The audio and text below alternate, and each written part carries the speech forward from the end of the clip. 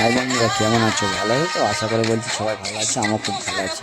বন্ধু, মুর্শিদাবাদটা মসজিদ হবে বলে এটা আবার একটা জানো কি বলছে, ওই হুমায়ুন কবির তো বাপেরটা হলো মুর্শিদাবাদ, ওই শালা বিদেশি প্রোডাক্ট, ইংরেজদের এক অংশ ওই শালা, ওই জন্য এরকম বলছে। আর হিন্দু মুসলমান ঝামেলা বাধা নিয়ে ওইরকম কিছু কিছু বাইরের প্রোডাক্ট এসে আমাদের মধ্যে বাঙালি আমরা ধরলাম হিন্দু ভাই ভাই ভাই মিলে আমরা কত সুন্দর সব আমরা একসাথে কাজ বাজ করি, হিন্দু মুসলমান সব এক জায়গায় খাবো, এক জায়গায় এ করা, ঠাট্টা একই করা, সব হাসি খুশি। আর ওই বাইরের প্রোডাক্ট এসে আমাদের মধ্যে অশান্তি বাঁধিয়ে দেবে।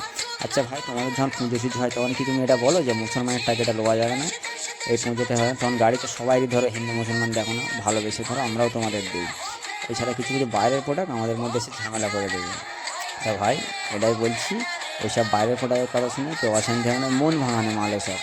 আর ও হচ্ছে বাইরের প্রোডাক্ট, ওর এখানটা তাড়িয়ে দেবে, বাইরের প্রোডাক্ট তো বাইরে তাড়িয়ে দেবে বলছে, ওরম করছে কেন? আমরা তো একটা মুসলিম কেউ বলেছে যে এর তাড়াও ওর তাড়াও, তাহলে এটা আমাদের ভাই পশ্চিম বাংলা, আর ও পশ্চিম বাংলার আমাদের এখানেই বলে ও ভালো রয়েছে, আমাদের এখানে সরকার ভালো বলে না, তো কবে জেলে ভরে দিত।